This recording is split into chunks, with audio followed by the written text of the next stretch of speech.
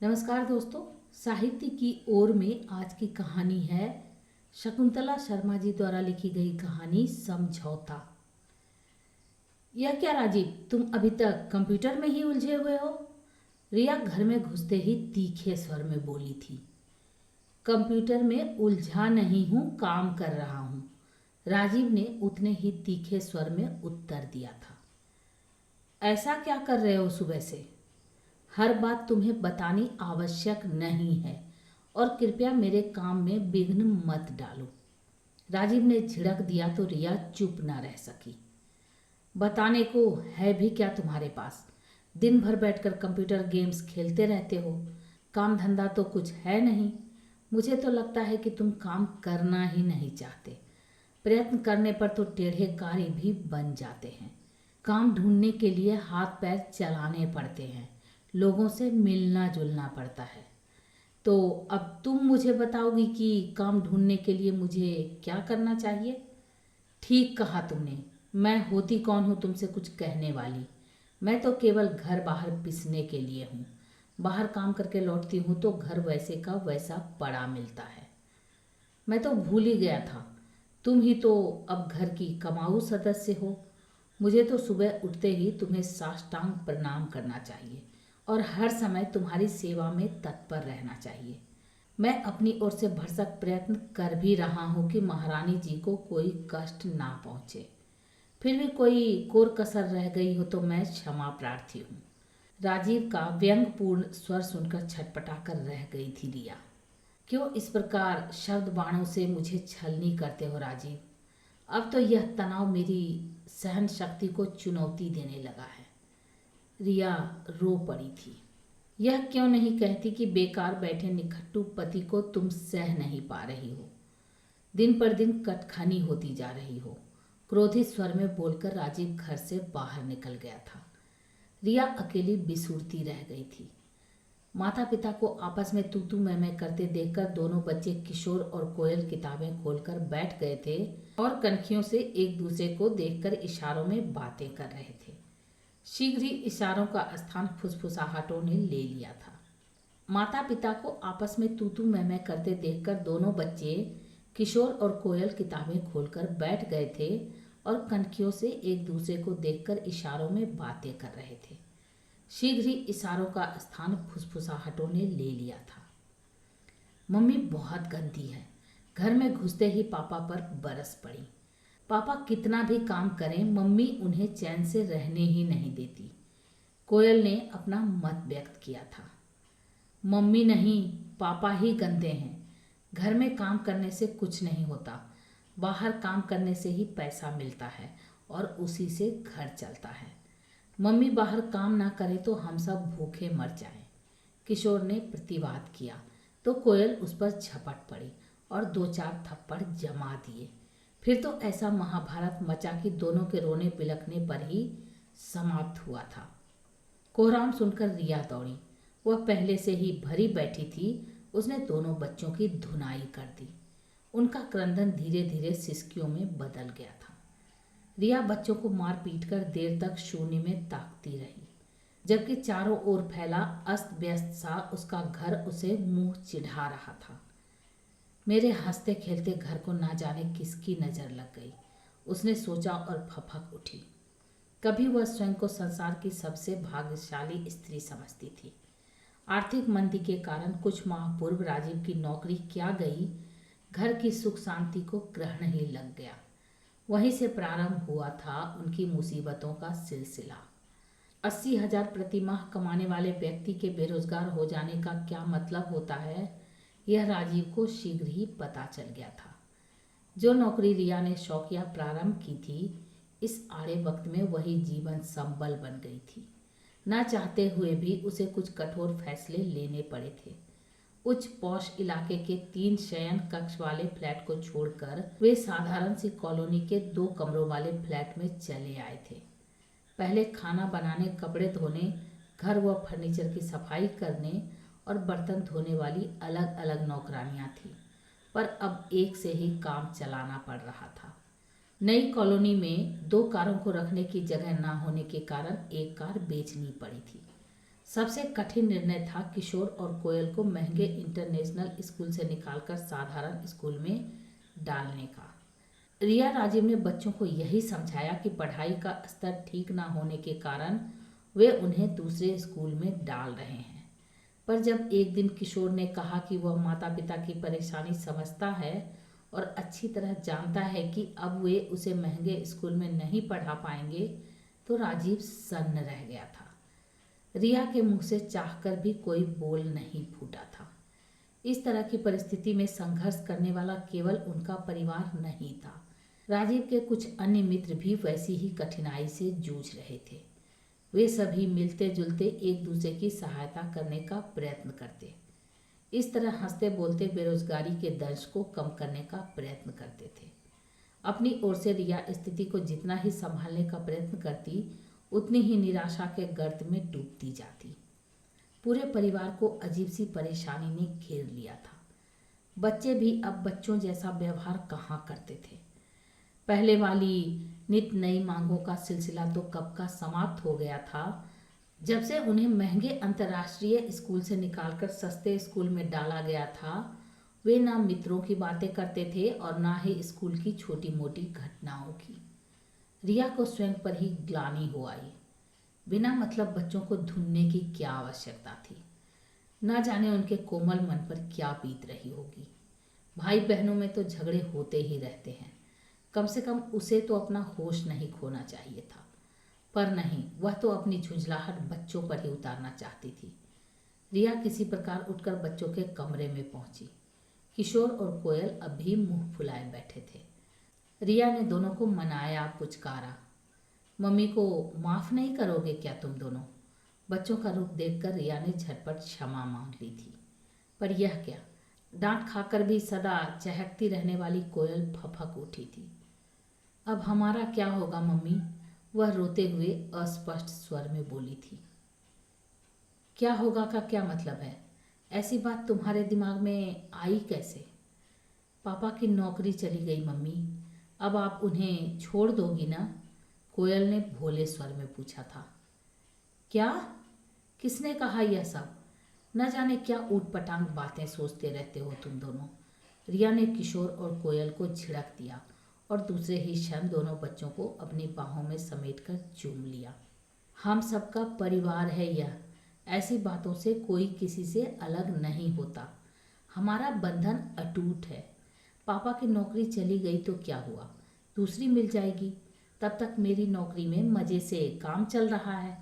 कहाँ काम चल रहा है मम्मी? मेरे सभी मित्र यही कहते हैं कि अब हम गरीब हो गए हैं। तभी तो प्रगति इंटरनेशनल छोड़कर हमें मॉडर्न स्कूल में दाखिला लेना पड़ा। टाइगर हाइट्स छोड़कर हमें जनता अपार्टमेंट के छोटे से फ्लैट में रहना पड़ रहा है। किशोर उदास स्वर में बोला तो रिया सन्न रह गई थी। ऐसा नहीं है बेटे, तुम्हारे पुराने स्कूल में ढंग से पढ़ाई नहीं होती थी, इसलिए बदलना पड़ा। रिया ने समझाना चाहा, पर अपने स्वर पर उसे स्वयं विश्वास नहीं हो रहा था। बच्चे छोटे अवश्य थे, पर उन्हें बातों में उलझाना बच्चों का खेल नहीं था। कुछ ही देर में बच्चे अपना गृह कार्य समाप्त कर सो गए थे, पर रिया राजीव के प्रतीक्षा में बैठे हुए ऊँघने लगी थी। रात के 11 बज गए तो उसने मोबाइल उठाकर राजीव से संपर्क करने का प्रयत्न किया था। घर से रूठ कर गए हैं तो मनाना तो पड़ेगा ही।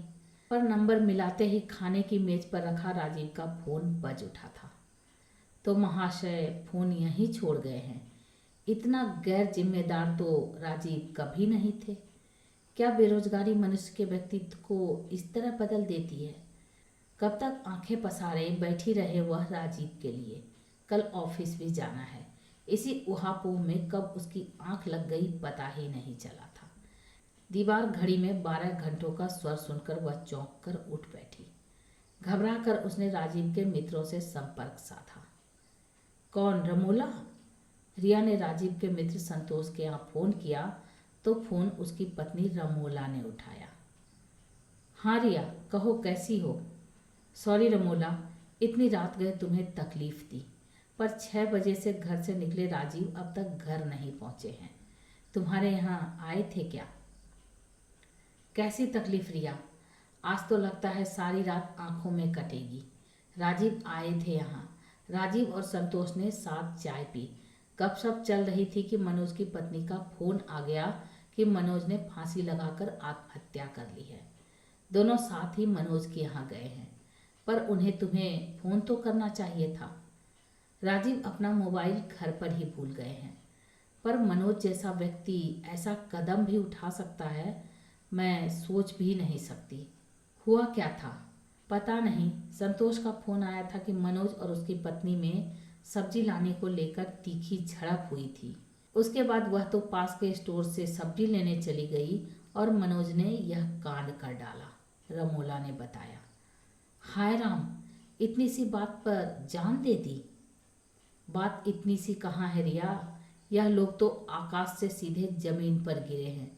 छोटी सी बात भी इन्हें तीर की तरह चुभती है, पर इन लोगों ने तो एक दूसरे की सहायता के लिए संगठन भी बनाया हुआ है। कैसा संगठन और कैसा सहारा? जब अपनी ही समस्या नहीं सुलझती तो दूसरों की क्या सुलझाएंगे? रमोला लगभग रो ही पड़ी थी।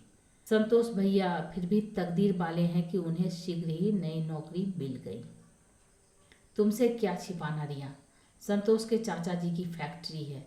पहले से 1/3 वेतन पर दिन रात काम में जुटे रहते हैं। ऐसा समय भी देखना पड़ेगा, कभी सोचा न था। रिया ने फोन रख दिया। रिया की चिंता की सीमा नहीं थी। इतनी सी बात पर यह मनोज ने क्या कर डाला? अपनी पत्नी और बच्चे के संबंध में भी नहीं सोचा। रिया पूरी रात सो नहीं सकी थी। उसके और राजीव के बीच तो आए दिन झगड़े होते रहते हैं।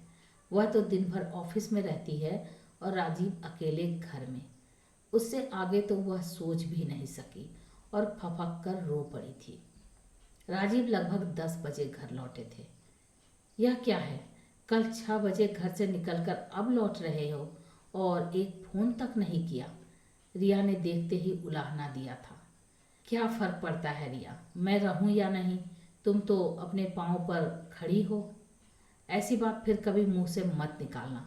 और किसी का तो पता नहीं, पर मैं तो जीते जी मर जाऊंगी, रिया भावुक स्वर में बोली। यह संसार ऐसे ही चलता है रिया। देखो ना, मनोज हमें छोड़कर चला गया, पर सब कुछ अपनी ही गति से चल रहा है कि नहीं? न मनोज के जाने का दुख है, ना ही उसके लिए आंखों में 2 आंसू। राजीव रो पड़ा था। पहली बार राजीव ने रिया को इस तरह बेहाल देखा था। वह बच्चों के सामने फूट फूट कर रो रहा था। रिया उसे अंदर लिवा ले गई। किशोर और कोयल आश्चर्यचकित से खड़े रह गए थे। तुम दोनों यहीं बैठो, मैं चाय बना लाती हूँ। रिया हैरान परेशान बच्चों को बालकनी में बिठाकर राजीव को सांत्वना देने लगी। वह नहीं चाहती थी कि बच्चों पर राजीव की इस मनोस्थिति का प्रभाव पड़े। ऐसा क्या हो गया जो मनोज हद से गुजर गया? पिछले सप्ताह ही तो सपरिवार हमारे यहाँ आया था। इतना हंसमुख और मिलनसार व्यक्ति अंदर से इतना अकेला और उदास होगा, यह भला कौन सोच सकता था? रिया के स्वर में भय और अविश्वास साफ झलक रहा था। उत्तर में राजीव एक शब्द भी नहीं बोला था। उसने रिया पर एक गहरी दृष्टि डाली और चाय पीने लगा। मनोज की पत्नी और बच्चे का क्या होगा? रिया ने पुनः प्रश्न किया। अब भी वह स्वयं को नहीं समझा पाई थी। मनोज के पिता आ गए हैं, वे ही दोनों को साथ ले जाएंगे। पिता का अच्छा व्यवसाय है, मेवों के थोक व्यापारी हैं। वे तो मनोज को व्यापार संभालने के लिए बुला रहे थे, पर वह जिद ठाने बैठा था कि पिता के साथ व्यापार नहीं करेगा। रिया की विचार श्रृंखला थमने का नाम ही नहीं ले रही थी। मनोज की पत्नी मंजुला अक्सर अपनी पुरातन पंथी ससुराल का उपहास किया करती थी। पता नहीं उन लोगों के साथ कैसे रहेगी। उसके दिमाग में उथल पुथल मची थी। कहीं कुछ भी होता तो उनके निजी जीवन से कुछ इस प्रकार जुड़ जाता था कि वह छटपटाकर रह जाती थी। राजीव भी अपने माता पिता की इकलौती संतान है। वे लोग उसे बार बार अपने साथ रहने को बुला रहे हैं। उसके पिता बेंगलुरु के जाने माने वकील हैं, पर रिया का मन नहीं मानता। न जाने क्यों उसे लगता है कि वहां जाने पर उसकी स्वतंत्रता का हनन होगा। धीरे धीरे जीवन ढर्रे पर आने लगा था। केवल एक अंतर था कि अब रिया ने पहले की तरह कटाक्ष करना छोड़ दिया था। उस दिन ऑफिस से लौटी तो राजीव सदा की तरह कंप्यूटर के सामने बैठा था। रिया इधर आओ, उसने बुलाया।